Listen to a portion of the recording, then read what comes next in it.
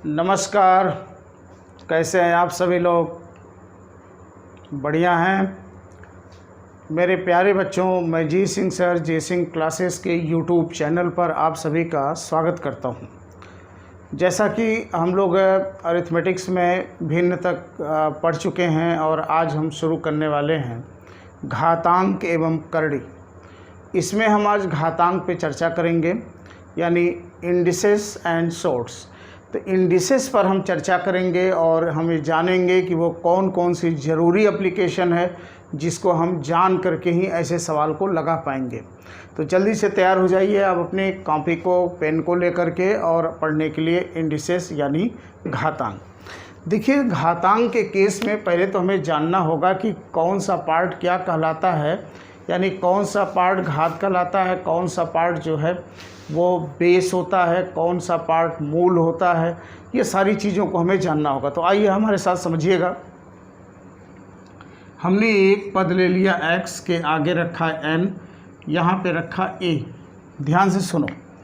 देखिए, इसका मतलब ये होता है कि जो ये आगे लिखा हुआ है ये कोफिशिएंट है, यानी गुणांक है। बहुत ध्यान देना, ये गुणांक कहलाता है। जो ये यक्स है इसे हम बेस, यानी बोलो क्या कहेंगे, इसे हम आधार या बेस कहते हैं।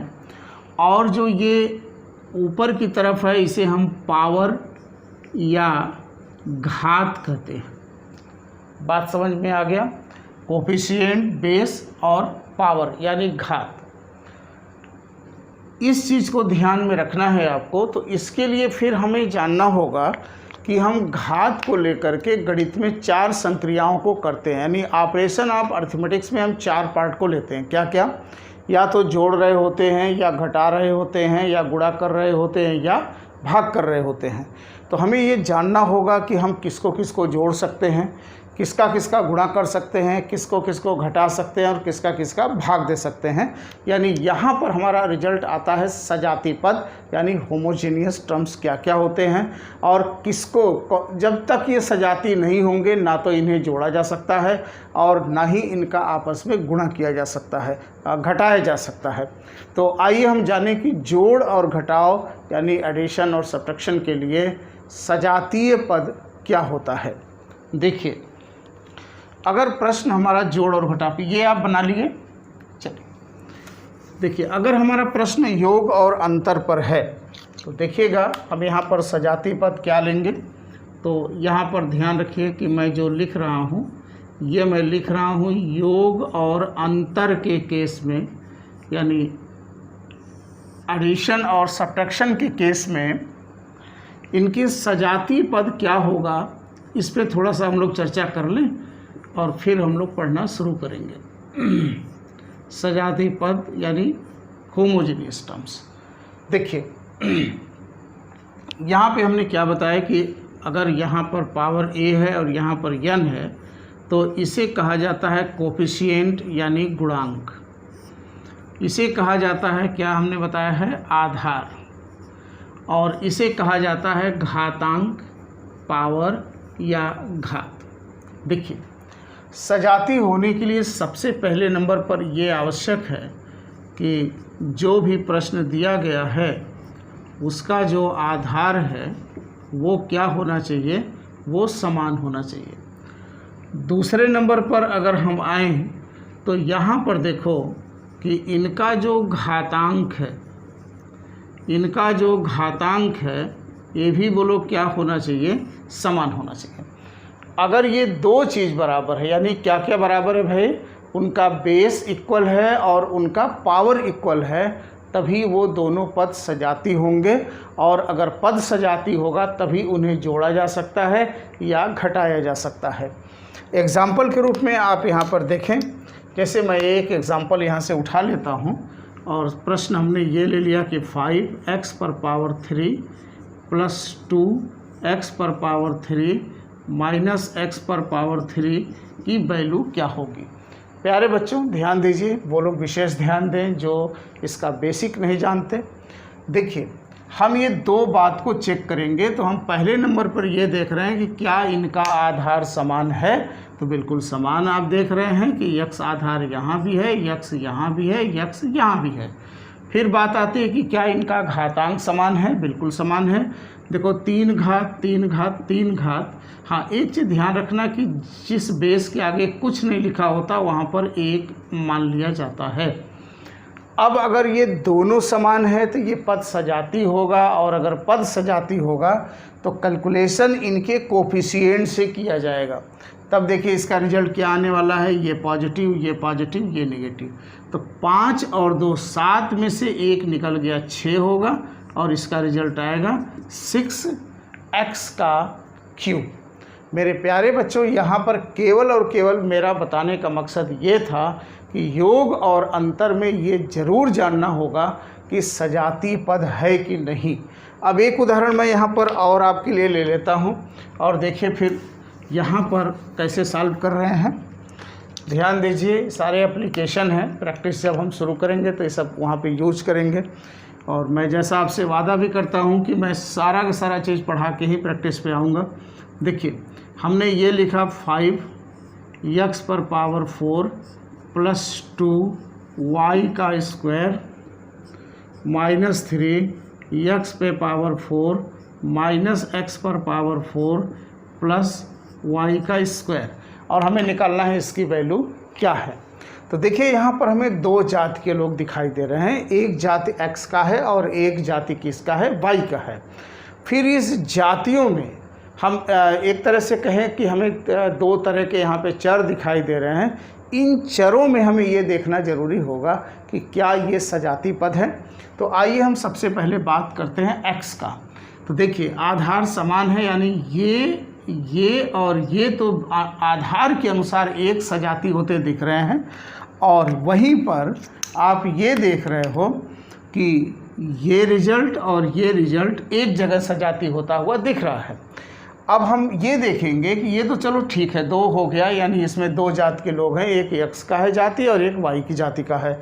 दूसरा हम यहाँ से देखें कि क्या इनके घातांक समान हैं। तो देखो x पर घात यहाँ 4 है, यहाँ पर भी x पे घात 4 है, यहाँ पर भी x पर घात 4 है, अर्थात ये और ये एक साथ ऑपरेट हो जाएंगे। तो देखिए कोफिशिएंट कितना है, 5 है, 3 है, 1 है, ये माइनस तो -4 हो गया, और ये 5 में से निकला तो 1 बचा, नहीं लिखते हैं 1, हम लिखेंगे x पर घात 4। उसी तरह से यहाँ y को देखो तो ये और ये सजाती दिखाई दे रहा है, क्योंकि दोनों का बेस y है और घात भी इक्वल है। इसका मतलब ये और ये सजाती है, और सजाती है तो इन्हें जोड़ा या घटाया जा सकता है। तो बताओ यहाँ पर 2y है, यहाँ पर 1y है, तो बोलो ये मिलकर के कितने हो गए, 3y का स्क्वायर। तो मैं उम्मीद करता हूँ कि आप जोड़ और घटाव का सजातीय पद होना आप समझ गए होंगे। बात क्लियर हो गई। तो आइए आगे बढ़ाएं आपको गुणा और भाग के केस में। तो आप इसको अगर लिखना चाहें तो जल्दी से आप इसका स्क्रीनशॉट करिए और फिर आगे बढ़ा जाए। चलिए आइए देखते हैं गुणा और भाग में सजाती कैसे होगा। तो एक साथ हम यहाँ से लेते हैं।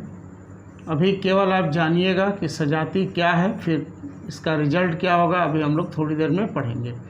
यानी अगर डिवाइड कर रहा हो या मल्टीप्लाई कर रहा हो, तब इस केस में पद का सजाती होना क्या होगा, पद का सजातीय होना क्या होगा। देखिए फिर मैं आपको वही समझा दूं कि इसमें देखिए 3 चीज़ हम लेते हैं। ये हमारा होता है बेस यानी आधार, इसके आगे अगर कोई संख्या है तो ये हमारा होता है कोफिशिएंट यानी गुणांक, और इसके ऊपर अगर पावर है तो ये होता है क्या बेटा, घातांक। अब आप ध्यान से सुनिएगा कि गुणा और भाग में केवल और केवल एक चीज़ हो जाने से सजाती हो जाता है, और वो है आधार का समान होना। आधार क्या होना चाहिए, इनका समान होना चाहिए। अगर आधार समान है तो घात कुछ भी हो सजाती हो जाता है। जैसे एग्जाम्पल के रूप में अगर मैं बात करूं तो एग्जाम्पल में देखो जैसे आ गया 3x का क्यूब इंटू 2x पर 5। अब आप यहाँ देख रहे हो कि बेस x है, गुणा का केस है, इसका मतलब इसे सजातीय मान लिया जाता है। अब जब आप इसे सॉल्व करोगे तो देखो कैसे सॉल्व होगा। कोफिशिएंट को कोफिशिएंट के सॉल्व करें साथ में, तो 3 और दूनी 6 हो गया, बेस x हो गया। और अभी आपको हम आगे चल के नियम बताएंगे और आप जानते भी होंगे, ये सब बेसिक चीज़ें हैं कि जब हम घात से घात का गुणा करते हैं तो फाइनली घात जुड़ जाता है। और 5 3 मिल करके बोलो कितना हो गया बाबू, 8 हो गया। उसी तरह से एक भाग के भी सजाती होने का केस देख लीजिए आप लोग, और फिर हम लोग पढ़ना शुरू करेंगे। देखिए भाग के केस में देखो सजाती कैसे होता है। जैसे मान लीजिए आ गया 9a पर पावर 6 अपान 3a पर पावर 2 का मान हमें निकालना है। देखो यहाँ पर भी हम तुरंत देखेंगे क्या बेस इक्वल है, तो हम देख रहे हैं बेस तो इक्वल है, यहाँ भी a है यहाँ भी a है, कोई बात नहीं। कोफिशिएंट को कोफिशिएंट के साथ सॉल्व करिए तो 9 में 3 से भाग देंगे 3 आएगा। बेस बोलो क्या आ गया, a आ गया। और आपको पता होगा कि भाग के केस में जो हमारा भाज्य होता है उसके घात में से भाजक का घात घटता है, वो चाहे नेगेटिव आए चाहे पॉजिटिव आए। तो देखिए यहाँ भाज्य कितना है, 6 है घात, भाज्य का घात 6 है, भाजक का 2 है। तो हम यहाँ लिखेंगे 6 - 2 यानी ये हो जाएगा 3a पर पावर 4। ये आपका आंसर आ जाएगा। बात समझ में आ गई। तो चलिए आज अभी हम लोगों ने घात के बारे में जाना कि कब सजाती होता है और कब सजाती नहीं होता है। ध्यान रखिएगा, जोड़ घटाव गुणा भाग कुछ भी करना हो ये आपस में सजाती पदों का ही किया जाएगा। आइए एक जरा सवाल मैं और ले लेता हूँ, एक उदाहरण और देख लीजिए फिर आगे बढ़ा जाए। जैसे हमने ले लिया 3a² b गुणे 2b² a गुणे ab का मान अब यहाँ देखो क्या होगा। तो देखिए यहाँ पर हम पहले तो कोफिशिएंट को कोफिशिएंट से निपटा दें, 3 दूनी 6 एकम 6 हो गया। अब देखो यहाँ पर क्या है, बेस a है, यहाँ भी बेस a है, यहाँ भी बेस a है। इसका मतलब है कि ये और ये सजाती होगा। देखो यहाँ पर घात 2 है, जहाँ घात नहीं होता वहाँ 1 हम अपने से मान लेते हैं। तो बताओ अगर मैं यहाँ पर a लूँ तो अब गुणा में तो घात जुड़ेगा, तो हमने कहा ना कि तो ये हो जाएगा 2 + 1 + 1।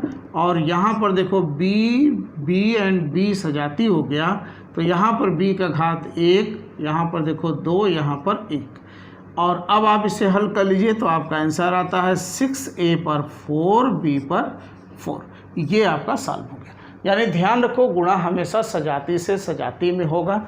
घात कुछ भी हो, गुणा के केस में घात को जोड़ा जाएगा और भाग के केस में घात को क्या किया जाएगा, घटाया जाएगा। तो जल्दी से आप इसको नोट करें तो हम लोग पढ़ा जाए कि घात के केस में आरोही और अवरोही पद को हम कैसे छांटें। चलिए आइए देखा जाए कि अगर घात का प्रश्न हो तो उसमें आरोही और अवरोही क्रम का निर्धारण हम कैसे करेंगे। जैसे मान लीजिए हमारे पास कुछ प्रश्न आ गया, हमारे पास प्रश्न आ गया कि 5 पे घात 50, 2 पर घात 200, 3 पर घात 100, 3 पर घात चलो ले लिया 150 और 4 पे घात हमने ले लिया 100 को असेंडिंग ऑर्डर में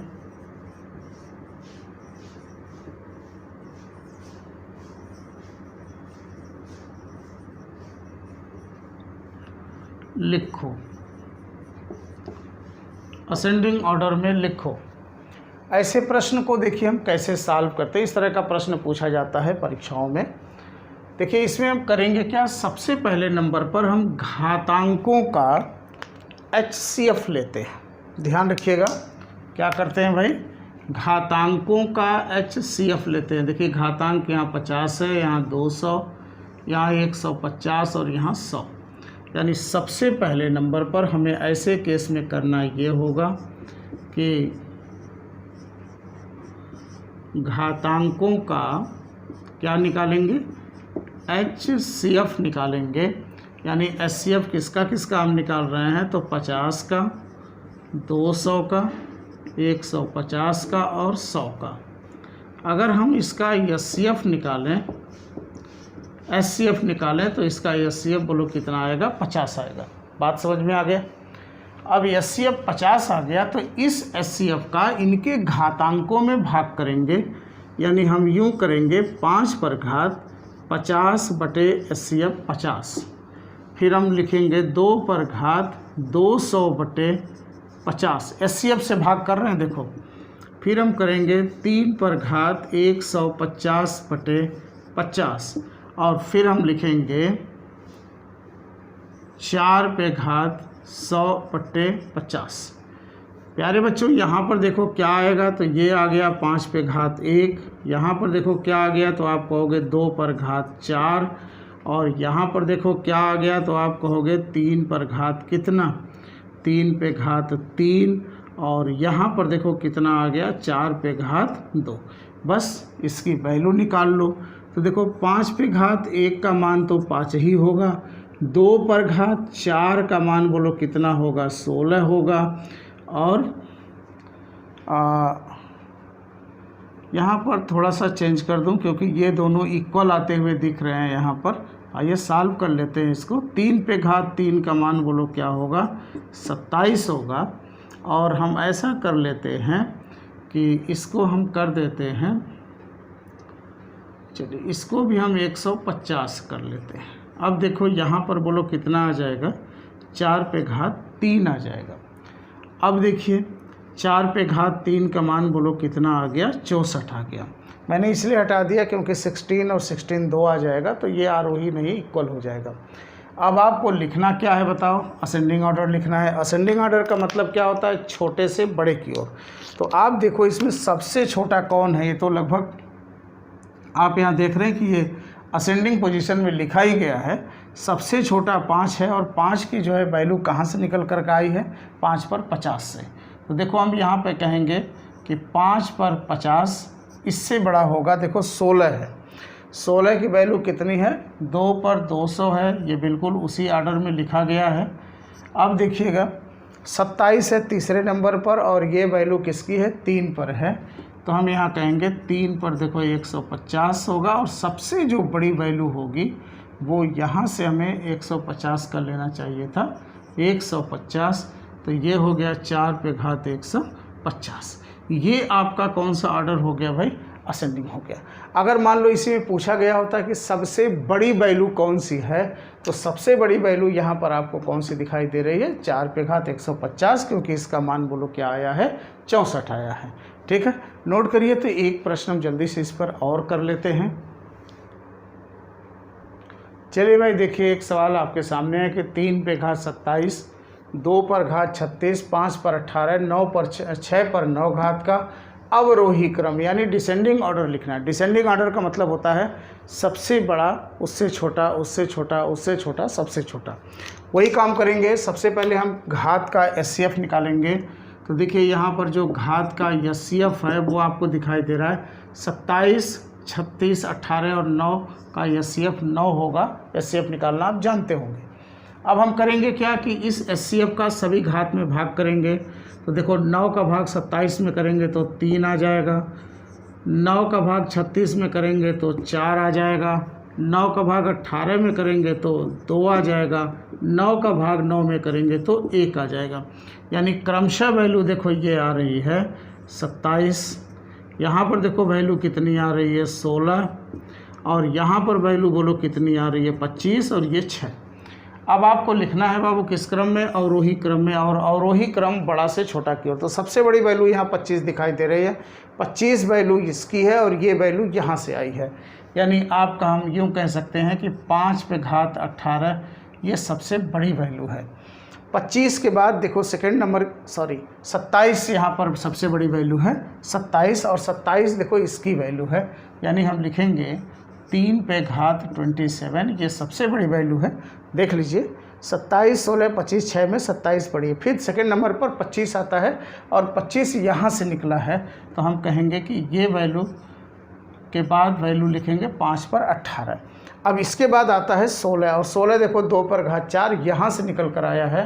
तो हमारा क्रम आएगा 2 पर घात बोलो कितना 36, और सबसे छोटी वैल्यू 6 है और 6 वाला मान यहाँ से निकल कर आया है 6 पे घात 9। बात समझ में आ गई। तो ये चीज़ ध्यान रखना है आपको कि बड़े से छोटे की ओर या छोटे से बड़े की ओर हम किस तरह से लेकर के इनको जा सकते हैं। तो चलिए इसको कर लीजिए, जल्दी करिए, जल्दी करिए भाई, स्क्रीनशॉट ले लिया करो। देखिए अगर प्रश्न में जो है घात निगेटिव हो तो हम कैसे आरोही या अवरोही क्रम को निर्धारित करते हैं। बेटा यहाँ पर ध्यान रखना कि अगर घात निगेटिव है तो यह भी हल होगा पॉजिटिव की तरह, लेकिन पॉजिटिव में जो बड़ा आता था निगेटिव में वो सबसे क्या हो जाएगा, छोटा हो जाएगा, और जो पॉजिटिव में सबसे छोटा आता था निगेटिव में वही सबसे क्या हो जाएगा, बड़ा हो जाएगा। तो आप ये भूल जाइए कि आपने नेगेटिव लिया है, आप बिल्कुल हल करिए पॉजिटिव की तरह। तो ज़रा बताना यहाँ पर कि HCF इसका क्या आने वाला है, तो आप कहोगे 50। देखो 200, 100, 250, 300 का HCF क्या आएगा, 50 आएगा, जो सबको काटेगा। अब देखिए अभी हम यहाँ पर पहले हम बड़ा देख लें, फिर उसी को उल्टा कर देंगे। 50 से भाग कर दो 4 होगा, देखो 4 पे घात 4 यहाँ लिख सकते हैं, और या -4 रखिए, कोई दिक्कत नहीं है। और यहाँ पर देखो 5 पे घात हम क्या रख सकते हैं, -2 रख सकते हैं। और यहाँ देखिए तो हम 3 पर घात 5 लिख सकते हैं, और यहाँ पर देखो 2 पर घात -6 लिख सकते हैं। अब आप इसकी नॉर्मल वैल्यू निकालो। देखो माइनस का तो मतलब 1/, होता है, लेकिन हम इसके हम पॉजिटिव घात से इसकी वैल्यू को तलाश लेते हैं। तो ज़रा बताइएगा 4 पे घात 4 का मान बोलो कितना आएगा, 256 आएगा। देखिए मैं माइनस का प्रयोग यहाँ पे नहीं कर रहा हूँ, अगर माइनस आपको कंफ्यूज कर रहा है तो आप इसे हटा दीजिए, बस दिमाग में रखो कि हम नेगेटिव को सॉल्व कर रहे हैं। अब बताओ इसका रिजल्ट कितना हो जाएगा, 25 हो जाएगा। इसका रिजल्ट बोलो कितना हो जाएगा, 3 3 9 81, 243 हो जाएगा, 243। और इसका हो जाएगा 2 दूनी 4 64 हो जाएगा। अब आपको कौन सा क्रम लिखना है बाबू, आरोही लिखना है। अब आप ध्यान रखना, आरोही का मतलब छोटे से बड़े की ओर होता है, लेकिन ये निगेटिव है। निगेटिव में जो सबसे बड़ा है वही सबसे छोटा आएगा। यानी आप देखो इसमें तो सबसे बड़ा कौन दिखाई दे रहा है, 256, यानी ये सबसे छोटी वैल्यू है।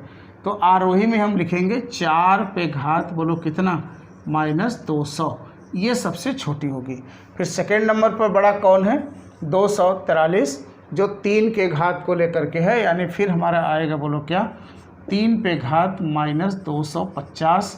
और इसके बाद फिर कौन है बड़ा, 64 है।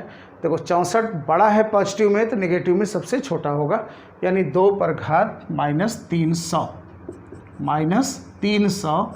और सबसे बड़ी वैल्यू होगी जो सबसे छोटी वैल्यू शो कर रहा है, यानी 5 पे घात बोलो कितना, 5 पर घात -100। इस बात को आपको समझ में आ गया होगा कि नेगेटिव को भी हम पॉजिटिव की तरह हल करेंगे। बस अंतर इतना होगा कि पॉजिटिव की तरह हल करने में जो सबसे बड़ी वैल्यू दिखाई देगी वो नेगेटिव के केस में सबसे छोटी होती है, और पॉजिटिव के केस में जो सबसे छोटी वैल्यू दिखाई देती है वो नेगेटिव के केस में क्या होती है, सबसे बड़ी वैल्यू होती है। तो बहुत जल्दी से इसको नोट करिए, फिर हम आगे बढ़ते हैं आपको लेकर के। चलिए देखिए एक सवाल आरोही और अवरोही में इस तरह से भी पूछा गया है आपके एग्ज़ाम में, 1/, करके, यानी 1/2 पे पावर 40, 1/3 पे पावर 16, 1/5 पे पावर 8, 1/4 पे पावर 24 का आरोही क्रम क्या होगा। मेरे प्यारे बच्चों यहाँ पर भी देखो, ये भले ही फ्रैक्शन के रूप में लिखा गया है, लेकिन ये इन द सेंस है 2 पर पावर -40, ये घात ऊपर जाएगा माइनस हो जाएगा। यहाँ देखो 3 पर -16 है, और यहाँ पर भी 5 पे -8 है, और यहाँ देखो 4 पे -24 है। मामला नेगेटिव का है, पॉजिटिव जैसा हल करेंगे, बस उल्टा सोचेंगे, जो बड़ा वो सबसे छोटा, जो छोटा वो सबसे बड़ा। तो चलो बताओ, अगर मैं इसमें घात का HCF देखें तो HCF क्या होने वाला है, 40, 8 से कटेगा, 8 से कटेगा, 8 से कटेगा, 8 से कटेगा, यानी HCF बोलो इसका क्या हो गया, 8 हो गया। अब बताओ ये कितना हो गया जी, 2 पर घात, चलो अब इसको पॉजिटिव लेकर चलो, नेगेटिव मत लगाओ। यहाँ पर देखो 3 पर घात बोलो 8 दूनी 16, 5 पे घात बोलो 1, और 4 पे घात बोलो 3। ध्यान रखना प्रश्न नेगेटिव का है, लेकिन हम लगा किसको रहे हैं भाई, पॉजिटिव का लगा रहे हैं। तो उल्टा सोचने के लिए बोलो 2 पे घात 5 का मान कितना होने वाला है, 2 दूनी 4 दूनी 8 दूनी 16 दूनी 32। तो यहाँ पर देखो ये रिजल्ट आ गया कितना भाई 32। यहाँ देखो 3 पे घात 2 का मान क्या होने वाला है, 3 गुणे 3 यानी 9, और 5 पे घात 1 की वैल्यू 5, और 4 पे घात 3 की वैल्यू बोलो क्या होने वाली है 64। ये तो पॉजिटिव है, लेकिन हमारा प्रश्न क्या है, नेगेटिव है। तो ऐसा मैं देख लूँ कि आपको ये वीडियो पूरा रिकॉर्ड में आ रहा है कि नहीं आ रहा है, आ रहा है। चलो अब देखो ये सारे का सारा रिजल्ट क्या है, पॉजिटिव है, लेकिन लेना किस में, नेगेटिव में। उल्टा सोचेंगे। क्रम कौन सा लिखना है, असेंडिंग, यानी आरोही। अब आरोही का मतलब होता है सबसे छोटा से सबसे बड़े की ओर, छोटे से बड़े की ओर। और इसमें जो सबसे, चूँकि ये नेगेटिव से पॉजिटिव के रूप में हम लिए हुए हैं, तो इसमें जो सबसे बड़ी वैल्यू होगी वो मान सबसे छोटा होगा। और सबसे बड़ी वैल्यू हम 64 को देख रहे हैं, और ये यहाँ से आया हुआ है। इसका मतलब है कि 4 पे घात -24 ये सबसे छोटी वैल्यू है। बात समझ में आ रहा है। 64 के बाद देखो 32 है, 32 यहाँ से आया है, ये सेकंड नंबर पे है। तो सेकंड नंबर पर छोटा होगा कौन, 2 पर घात -40 का। सॉरी सवाल यहाँ से है बाबू, तो ये चीज़ हम ऐसे लिखेंगे 1/4 पर 24। जिस रूप में सवाल होगा हम प्रश्न उसी रूप में उठाएंगे। चलो अब 32 के बदले में हम लिखेंगे क्या, 1/2 पर 40। फिर हम क्या लिखेंगे, 32 के बाद कौन है, 9 है। तो 9 की वैल्यू कहाँ से उठाई गई है, देखो यहाँ से उठाई गई है, 1/3 पर 16। और फिर देखो हमने लिया है 5 की वैल्यू यहाँ से उठाई गई है, यानी 1/5 पे घात 8, यानी सबसे छोटी वैल्यू ये होगी, फिर ये, फिर ये, फिर ये होगी। तो मैं उम्मीद करूं कि आप आज आपने 2 चीज़ पढ़ा इसमें, कि हम सजातीय कैसे छांटे घात को लेकर, योग यानी जोड़ और घटाव करना हो तो सजाती क्या होगा, गुणा और भाग करना हो तो सजाती क्या होगा, और सजाती को हम कैसे ऑपरेट करते हैं ये सीखा आपने। और आज आपने सीखा कि घात में हम आरोही और अवरोही क्रम का निर्धारण कैसे करें, चाहे वो घात नेगेटिव हो, चाहे घात पॉजिटिव हो, चाहे वो भिन्न के रूप में क्यों न दिया गया हो। उम्मीद करते हैं कि आज की वीडियो आपको समझ में आया होगा। तो मुझे कमेंट करिएगा कि आपको वीडियो कैसा लग रहा है और मुझे क्या करना चाहिए। और इधर हम कुछ समय तक अब हम अरिथमेटिक्स को ही लेकर चलेंगे। एरिया में एक छोटा सा पार्ट बचा है, एक आध दिन में पढ़ा देते हैं उसको भी, विशेष आकृतियों का क्षेत्रफल और एरिया ऑफ सर्कल, क्योंकि चतुर्भुजों का क्षेत्रफल तो मैं ज्योमेट्री के चतुर्भुज में पढ़ा चुका हूँ, तो वहाँ से आप लोग देख लीजिएगा। ठीक है। अब प्रयास हमारा ये होगा कि हम कुछ क्वेश्चंस को लेकर के आपको डिस्कस करें आपके साथ, और आपको हम समझाने का प्रयास करें। ठीक है। अपना ध्यान रखिए, पढ़ाई का ध्यान रखिए, और मिलते हैं अगले वीडियो में। नमस्कार।